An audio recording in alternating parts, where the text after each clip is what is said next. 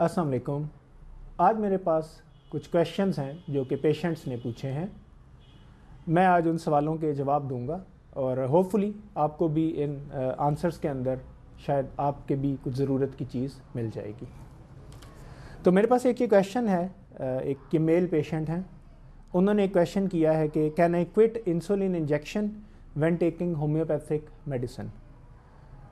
यानी कि इस सवाल को मैं उर्दू में भी कर देता हूँ आपकी आसानी के लिए कि एक पेशेंट हैं जो कि होम्योपैथिक मेडिसिन ले रहे हैं शुगर के लिए, शुगर को कंट्रोल करने के लिए। तो उन्होंने ये पूछा है कि क्या वो इंसुलिन इंजेक्शन जो ले रहे हैं उसको छोड़ सकते हैं। तो the answer is no. Insulin के इंजेक्शन को आप नहीं छोड़ेंगे, आप अपनी इंसुलिन को साथ साथ लेंगे और प्लस आपकी जो बाकी मेडिसिन हैं फॉर शुगर कंट्रोल आप उनको आहिस्ता आहिस्ता टेपर करेंगे। टेपर करने से मुराद ये है कि आप उनकी डोज़ को थोड़ा रिड्यूस कर सकते हैं, लेकिन जो आपकी इंसुलिन की रिकमेंडेड डोज़ है वो आपको मुकम्मल लेनी है। उसके साथ साथ आप अपनी होम्योपैथिक मेडिसिन यूज़ करें और जैसे ही आप देखेंगे कि आपकी शुगर के ऊपर बेटर कंट्रोल हो गया, यानी कि आपके शुगर लेवल ज़रा बेहतर कंट्रोल में आना शुरू हो गए हैं, तो देन आप अपने जो भी फिजिशियन हैं आप उनसे कंसल्ट करें एंड देन आप उनसे कंसल्टेशन के बाद अपना इंसुलिन इंजेक्शन छोड़ सकते हैं। ओके, एक दूसरा सवाल है मेरे पास। एक ये खातून है एंड शी इज़ 82 kg और 28 ईयर्स उनकी एज है और उन्होंने ये क्वेश्चन पूछा है कि वो बहुत स्ट्रिक्ट डाइट करती हैं but she can not lose the weight. तो ये जी एक बड़ा इंपॉर्टेंट सवाल है और अक्सर जो है पेशेंट्स ये पूछते हैं कि वो अपनी डाइट को तो बहुत अच्छा कंट्रोल कर रहे हैं लेकिन उनका वज़न कम नहीं हो रहा। तो एक बात मैं आपको बड़ी क्लियरली बता दूं, हमारे इधर अनफॉर्चुनेटली एक मिसकॉन्सेप्शन है डाइट के हवाले से। डाइट का मतलब ये होता है कि कुछ भी नहीं खाना। So this is very wrong. Diet का एक्चुअल मतलब क्या है कि आपको हर चीज़ खानी है लेकिन उसकी मिकदार को थोड़ा कंट्रोल करना है। और दूसरी चीज़ खाने पीने की टाइमिंग, यानी कि सुबह उठ के आप अच्छा हैवी नाश्ता कर सकते हैं जिसके अंदर आप प्रोटीन्स भी लेंगे, आप थोड़े से कार्ब भी ले सकते हैं और आप थोड़े से फैट्स भी लेंगे। थोड़ी सी चिकनाई भी जिस्म के लिए इंतहाई ज़रूरी है। तो आपको हर चीज़ को थोड़ी सी मिकदार के अंदर लेना है और इसी तरह आप कोशिश करें कि आप इंटरमिटेंट फास्टिंग करें। ये टर्म आजकल बहुत ज़्यादा यूज़ होती है मेडिसिन में। इंटरमिटेंट फास्टिंग से मुराद ये होती है कि आपने अगर सुबह का नाश्ता 9-10 बजे किया है तो अब आपने कोशिश यही करनी है कि आप रात को जाके 7-8 बजे कुछ सॉलिड फूड खाएं या आप कुछ प्रॉपर तरीके से अपना मील लें। बीच में आपको जो है कम से कम 7-8 घंटे 9 घंटे अपने पेट को खाली रखना है और उसके अंदर ये कि आप हल्का फुल्का सा स्नैक ले सकते हैं लेकिन अपने प्रॉपर फूड नहीं खाना। इस तरीके को अडॉप्ट करने से भी आप जो है वेट को अच्छा कंट्रोल कर सकते हैं। और दूसरी एक चीज़ ये है कि आपने अपनी डाइट के साथ साथ जो है वेजिटेबल्स ज़रूर ऐड करें अपनी डाइट के अंदर। और इसी तरह अंडे जो हैं, एग्स हैं, एग्स के से भी जो है वेट लूज़ होता है। आप एग ज़रूर 1-2 एग ज़रूर खाएं। आजकल वैसे भी जिस तरह अच्छा ठंडा मौसम है तो आप ये खा सकते हैं। और इसके साथ साथ कोई ना कोई वर्कआउट रूटीन लाजमी रखें, चाहे आप थोड़ा सा वॉक ही क्यों ना करें 15-20 मिनट के लिए, लेकिन रेगुलर रूटीन के साथ आप वॉक करें।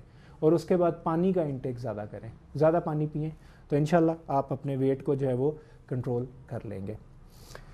एक तीसरा सवाल है मेरे पास कि एक पेशेंट हैं, इन्होंने पूछा है कि I am using anti depressants but I have developed some weird symptoms, should I leave those medicines.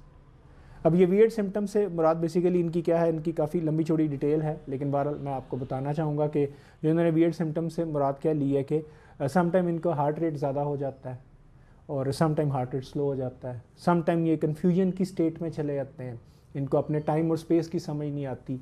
कभी इनको नींद बहुत ज़्यादा आती है और कभी इनकी नींद बिल्कुल उड़ जाती है। इनका बॉडी वेट ज़्यादा होना शुरू हो गया है। तो ये सिम्टम्स जो हैं ये एज अ साइड इफ़ेक्ट सामने आते हैं किसी भी एंटी डिप्रेसेंट या एंजाइटी मेडिसिन के इस्तेमाल से। तो इसके लिए जो मैं आपको एज अ होम्योपैथिक फिजिशियन मैं आपको एडवाइस कर सकता हूँ कि आप ये जो मेडिसिन हम रूटीन में यूज़ करते हैं, ऑब्वियसली मैं इन मेडिसिन का नाम नहीं लूँगा, लेकिन जो मेडिसिन आप रूटीन में यूज़ करते हैं फॉर एंजाइटी या फॉर डिप्रेशन, ये मेडिसिन अगर आप कॉन्टीन्यूसली लेंगे तो आप एक से दूसरी दवाई, दूसरी से तीसरी दवाई, और आपकी डोज बढ़ती जाएगी और मेडिसिन की मिकदार बढ़ती जाएगी और इवेंचुअली आपकी बॉडी को बहुत ज़्यादा डैमेज होगा। तो आप कोशिश यही करें कि आप नेचुरल मेडिसिन की तरफ आएँ और होम्योपैथी के अंदर बहुत ही अच्छी रेमेडीज़ हैं जो कि आपकी एंजाइटी और डिप्रेशन को जो है वो बहुत हद तक कंट्रोल कर सकती हैं। Now the next question is कि I am a 30 years old mother of 2 and I have anemia can I cure my anaemia without using iron supplements. इन्होंने ये सवाल पूछा है कि इनकी एज, एक खातून है, इनकी एज 30 साल है और इनके 2 बच्चे हैं और इनको एनीमिया है यानी खून की कमी है। तो इन्होंने ये क्वेश्चन किया है कि क्या ये आयरन सप्लीमेंट्स या आयरन के इस्तेमाल के बगैर अपने एनीमिया को या खून की कमी को ठीक कर सकते हैं। तो द आंसर इज़ येस, बिल्कुल। आप अपनी डाइट के ज़रिए अपने खून की कमी को, आयरन की कमी को मुकम्मल तौर पे ठीक कर सकते हैं। इसके अंदर हमारे पास वेजिटेबल्स भी आते हैं और एनिमल सोर्सेज भी आते हैं, यानी कि एनिमल सोर्सेज से मुराद है पोल्ट्री और स्पेशली जो कलेजी जिसको हम बोलते हैं, लिवर, ये it is rich in iron, तो आप ये इस्तेमाल करेंगे। और इसके साथ साथ एक और चीज़, बेसिकली एक चीज़ है डाइट में आयरन को लेना और एक चीज़ है कि आयरन की एब्जॉर्प्शन ना होना। आयरन डेफिशिएंसी के ये 2 सोर्सेज हैं। तो अगर आप डाइट के अंदर आयरन लेते भी हैं तो सम टाइम क्या होता है कि वो आयरन आपके जिस्म में लग नहीं रहा होता। मैं बहुत इजी लैंग्वेज के अंदर बात कर रहा हूँ क्योंकि मेरी वीडियोस का मकसद जो है वो हेल्थ अवेयरनेस है, तो इसलिए मैं ज़्यादा टेक्निकल साइड पे नहीं जाता हूँ। तो आयरन एब्जॉर्प्शन से क्या मुराद है कि बस डाइट हम ऐसी ले रहे होते हैं साथ साथ कि जो हमारे जिस्म में आयरन की कमी पैदा कर रही होती है और आयरन को खून में जज़ब होने से रोक रही होती है। और इसकी एक जो मिसाल है वो चाय है। चाय के अंदर एक केमिकल होता है विच इज़ कॉल्ड टैनिन्स। तो टैनिन्स क्या करते हैं कि वो ये ऐसे केमिकल्स हैं जो आयरन की एब्जॉर्प्शन को कम करते हैं। इसी तरह कैल्शियम अगर आप बहुत ज़्यादा लेते हैं डाइट में, तो कैल्शियम आपकी डाइट में आयरन की एब्जॉर्प्शन को कम करेगा। This may be something new for you, लेकिन है ऐसे ही। इसी तरह कुछ डाइट के अंदर ऐसी चीज़ें हैं जो आयरन की एब्जॉर्प्शन को बढ़ाते हैं। तो अगर आप आयरन वाले फूड के साथ उस चीज़ को, विटामिन सी वाली चीज़ को मिला के लेंगे तो आयरन ज़्यादा बेहतर तौर पे आपके जिस्म में यूटिलाइज होगा, जिसकी मिसाल है लेमन, लीमू, आम मिलता है। इसी तरह टमाटर, तो ये अगर आप सैलड के तौर पे और लीमू अगर आप अपने उस फूड के ऊपर डाल के इस्तेमाल कर रहे हैं तो आपको टेस्ट भी आएगा और आपकी आयरन की एब्जॉर्प्शन भी ज़्यादा हो जाएगी। Now coming to the last question कि I am a 42 years old male and I have high blood pressure. I take blood pressure medicines but my BP is not under control. What should I do?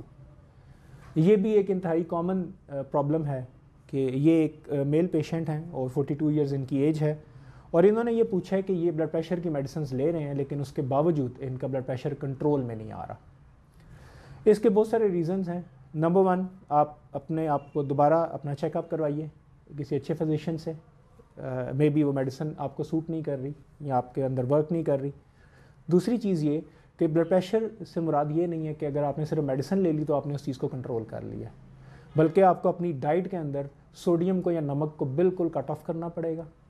उसके साथ साथ आपको regular walk करनी पड़ेगी, पानी का इस्तेमाल ज़्यादा करना पड़ेगा, फ्राइड चीज़ें या डीप फ्राइड चीज़ों का इस्तेमाल आपको रोकना पड़ेगा और मिर्च मसाले वाली चीज़ों को भी आपको अवॉइड करना पड़ेगा। और अपने कोलेस्ट्रॉल लेवल को लाजमी चेक में रखिए, क्योंकि अगर आपके कोलेस्ट्रॉल लेवल हाई हैं, specially I am talking about the TGs, triglycerides, तो ये ज़्यादा डैमेज करते हैं और ये स्टोर्ड फैट होता है बेसिकली, तो ये आपके अंदर BP को नॉर्मल नहीं होने देंगी ये चीज़ें। तो इसीलिए आप कोशिश करें कि आप दोबारा किसी फिजिशियन से कंसल्ट करें। So this is it for today's video. इंशाल्लाह मेरे पास और जो भी मज़ीद क्वेश्चंस आएंगे तो मैं यकीनन आप लोगों के साथ डिस्कस करूँगा। And wish you all the best of health and the best of life. आप सब अपना बहुत ख्याल रखिएगा। अल्लाह हाफ़िज़।